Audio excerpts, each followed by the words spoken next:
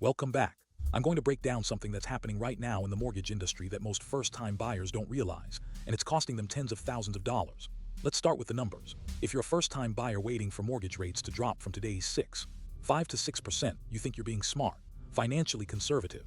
But here's what's actually happening. While you're waiting for that 0.5% drop, home prices are rising. In fact, according to the National Association of Realtors, median home prices increased 2% year over year in 2024, and they're not slowing down in 2025. Let me show you the math. Say you're looking at a $400,000 home in a mid-tier market. That's realistic for most first-time buyers right now. At 5% interest with a 20% down payment, your monthly payment is approximately $2,023. If you wait 6 months hoping for a 6% rate, two things happen. First, that $400,000 home is now $420,000 due to normal market appreciation.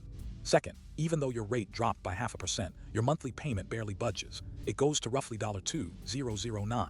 You save $14 a month, but you just paid $20,000 more for the same house. Over the life of that 30-year mortgage, you're paying an additional $240,000 in total interest because of the higher principal. Now multiply this across different price points. For a $500,000 home, which is increasingly common as first-time buyer markets expand, that's $25,000 to $36,000 in lost buying power. For a $300,000 home in an affordable market, it's closer to $18,000. But that's only half the problem. The other half is what lenders are doing behind the scenes, and frankly, it's more concerning than interest rates.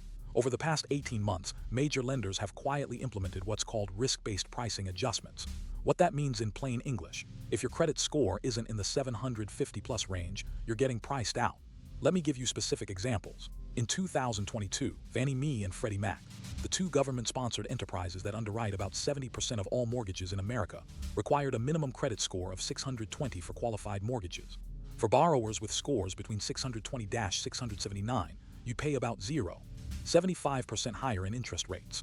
For scores between 680-719, it was 25-50% higher. Those gaps have expanded dramatically. As of Q4 2024, here's what's actually happening at major lenders like Wells Fargo, Chase Mortgage, and Guaranteed Rate. A borrower with a 740 credit score on a $350,000 mortgage gets quoted 5%.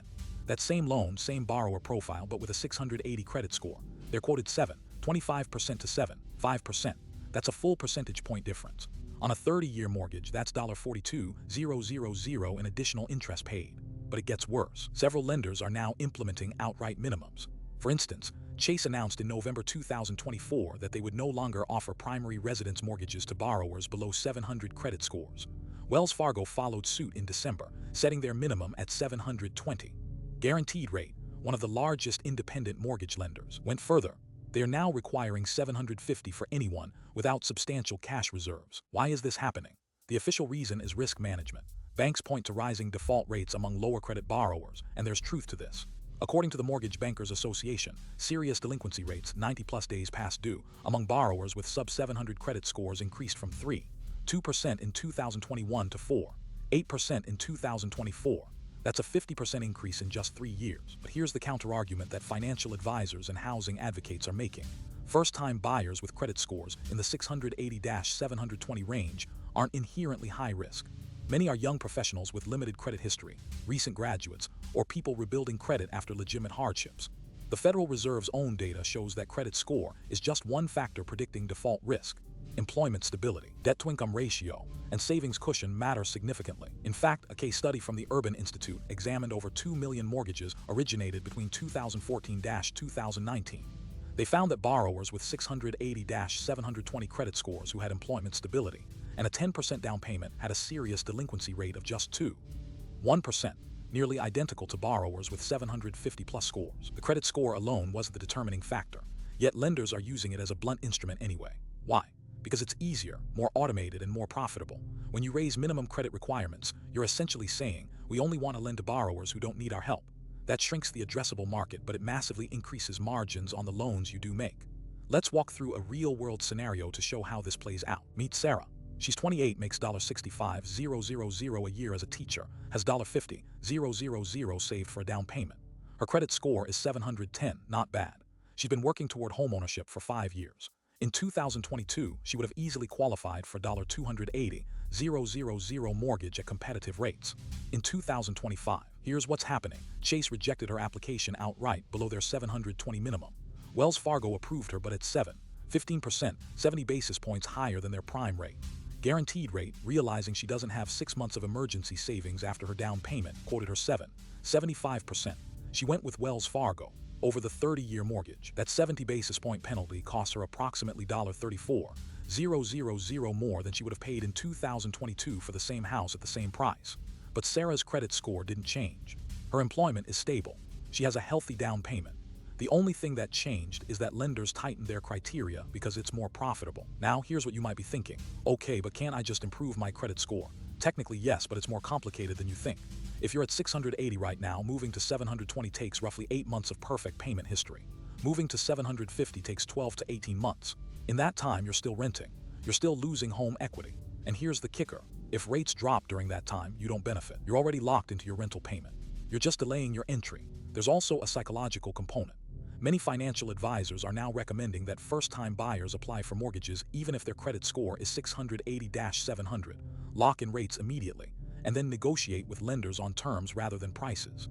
This is counterintuitive to traditional advice, but the market reality has shifted. So what should you actually do? First, get pre-qualified right now. Not pre-approved, pre-qualified. This is a soft inquiry that doesn't hurt your credit. See what your actual rate and terms look like. Most lenders will give you quotes from multiple products, showing you the credit score tiers. Second, understand that waiting for rates to drop 0.5% to 1% is almost never worth it for first-time buyers in appreciating markets. The math doesn't work. Even if rates drop significantly, prices will rise to absorb that savings. Third, if your credit score is below 740, explore alternative lenders.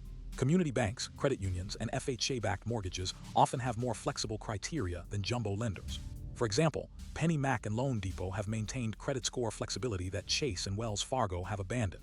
You might pay slightly more in fees, but you'll avoid the rate penalty entirely. Fourth, focus on what you can control: debt-to-income ratio, down payment size, and employment stability. These matter more than you think, and they're often overlooked because the conversation becomes so focused on credit scores. Finally, understand that the mortgage industry in 2025 is fundamentally different than 2021 or even 2023. This isn't a temporary adjustment. Lenders have new risk models, new profitability targets, and no incentive to return to more flexible criteria unless forced to by regulation or competition. The uncomfortable truth is this: the rate cuts everyone's waiting for might happen, but they won't save you. The real story is that lenders are using rising rates and risk concerns as cover to fundamentally reshape the mortgage market toward high